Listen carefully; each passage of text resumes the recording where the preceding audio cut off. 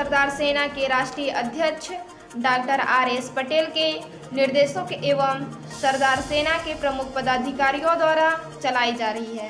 जनहित संकल्प यात्रा आज चौथे दिन जब अंबेडकर नगर पहुंचा तो हजारों कार्यकर्ताओं, क्रांतिकारी पदाधिकारियों ने जोरदार स्वागत किया।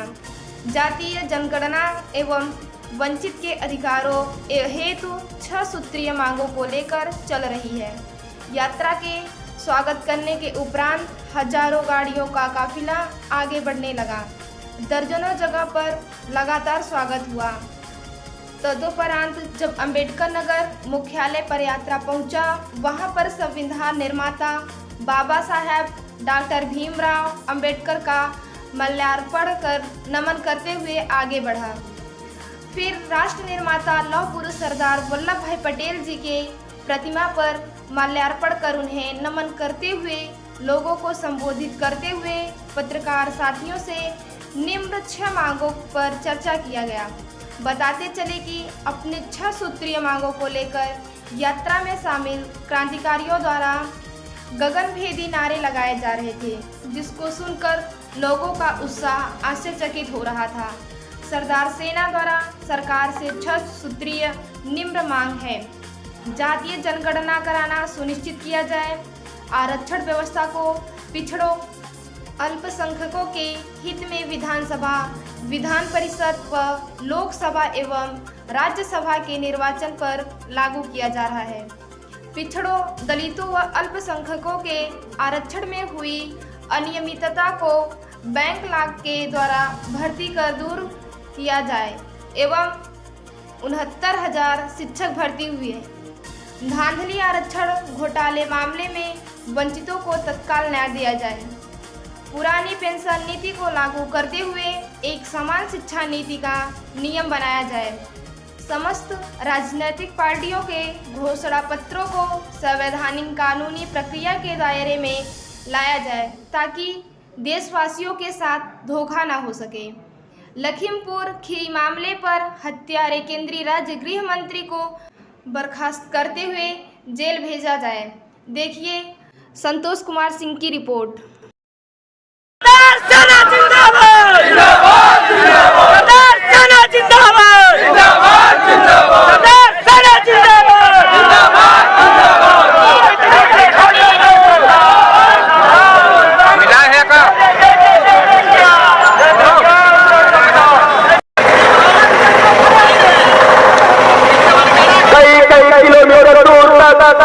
साथियों का हुजूम सरदारवादी पार्टी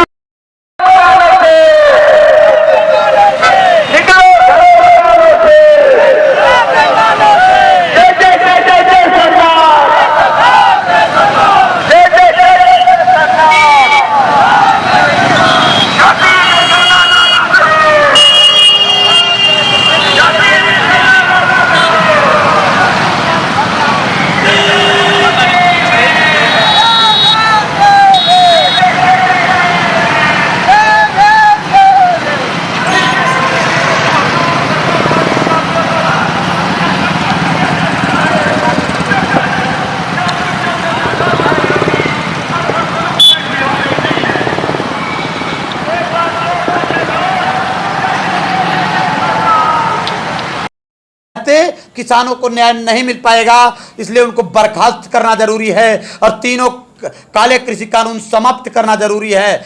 और इंपॉर्टेंट अगला विषय 69,000 शिक्षक भर्ती में उत्तर प्रदेश के लगभग 120-21 दिन से वहां अभ्यर्थी आंदोलन कर रहे हैं और हमारी सरकार ने उस पर ध्यान नहीं दिया और आरक्षण की पूरी तरह अनियमितता हुई है। यह ओबीसी के साथ, SC ST के साथ कुठाराघात है। इन न्याय की मांग करने हम यात्रा लेकर निकले हैं। नाम है जनहित संकल्प यात्रा। हमारे अगले साथी प्रवक्ता साहब से भी बात कर सकते हैं, हमारे उपाध्यक्ष जी से बात कर सकते हैं।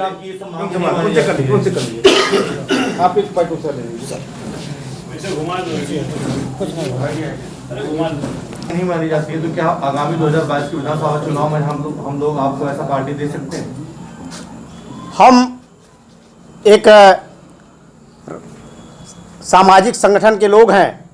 अगर हमारी मांगे ये मांग पूरी नहीं होती हैं तो निश्चित तौर पर जो हमारी बिंदुओं पर विचार करेगा, हमारी मांगों पर विचार करेगा, उस पार्टी के साथ हम लोग लग करके सरकार बनवाने का काम करेंगे। फिलहाल अभी ऐसा कोई पार्टी है?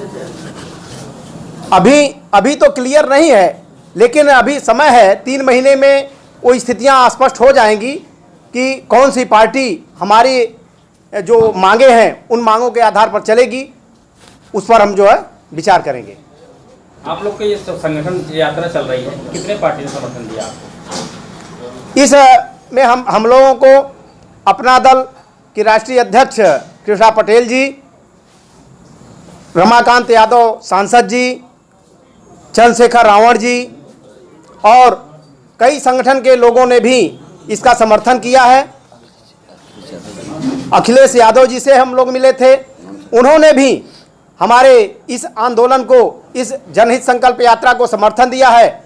और ओम प्रकाश राजभर जी से भी हमारी बात हुई थी, उन्होंने भी समर्थन किया है। वो हो गया, इसका मतलब आप चंद्रशेखर रावण का नाम, हाँ हो गया, ले लिया। क्या माना जाए कि आप सपा के साथ मैं जवाब देता हूँ। साथियों, मैं आपको स्पष्ट पहले ही बोला हूं कि समाजवादी पार्टी ही नहीं, विपक्ष की जितनी पार्टियां हैं वो जो भी हमारे मुद्दों पर आएंगे, हम ये मुद्दों को लिख करके बाकायदे उनसे एफिडेविट कराएंगे और साथ ही जो लोग मानने के लिए आगे राजी होंगे उनके साथ सरकार बनाएंगे और सरकार, वर्तमान सरकार को बदलेंगे। हमारे उपाध्यक्ष जी से बात कर लिया जाए। आय में हैं, उनको रिजर्वेशन नहीं मिलना चाहिए। आर.एस. पटेल के बेटे को रिजर्वेशन नहीं मिलता। आदरणीय साहब हैं, लेक्चरर हैं, आपके बेटे को, परिवार को रिजर्वेशन नहीं मिल सकता। तो सामाजिक शैक्षणिक आधार पे जो प्रोन्नत हुए उनको आरक्षण का जरूरत नहीं, उनको लाभ नहीं मिलता। तो साहब तो संविधान बनाया है, कानून में है ये। लेकिन फिर भी हो रहा है साहब, नहीं हो सकता, नहीं हो सकता, कानून में है ये साहब।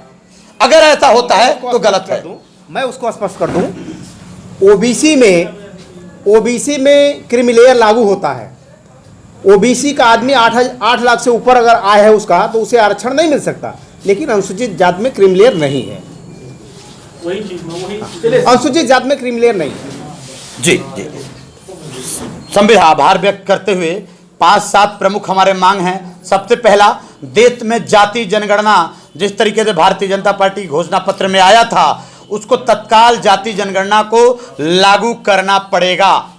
दूसरा, हमारे देश में जिस तरीके से पंचायत चुनावों में एससी एसटी ओबीसी को आरक्षण है, उसी तरह विधानसभा और लोकसभा के चुनावों में ओबीसी को प्रतिनिधित्व चाहिए, आरक्षण चाहिए, कोटा चाहिए। यह हमारा दूसरा मांग है।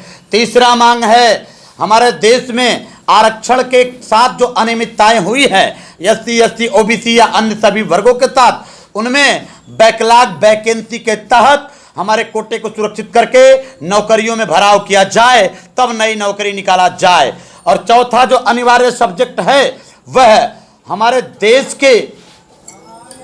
देश में जो पेंशन व्यवस्था है वो समान पेंशन व्यवस्था अर्थात पुरानी पेंशन व्यवस्था लागू किया जाए। क्योंकि एक विधायक और सांसद को 5 साल चुन के आने पर जनता की सेवा करने के लिए उनको वेतन दिया जाता है, जबकि नहीं होना चाहिए, और उनको आजीवन पेंशन दिया जाता है, जबकि नहीं होना चाहिए।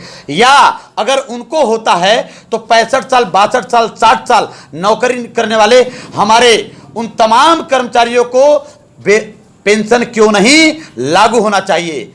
और जो पांचवा प्रमुख उद्देश्य है वह है भारतीय संविधान के कानून के दायरे में पार्टियों के घोषणा पत्रों को लाया जाए, और जब सरकार बनती है उस घोषणा पत्र को पहले कैबिनेट में ही लागू किया जाए।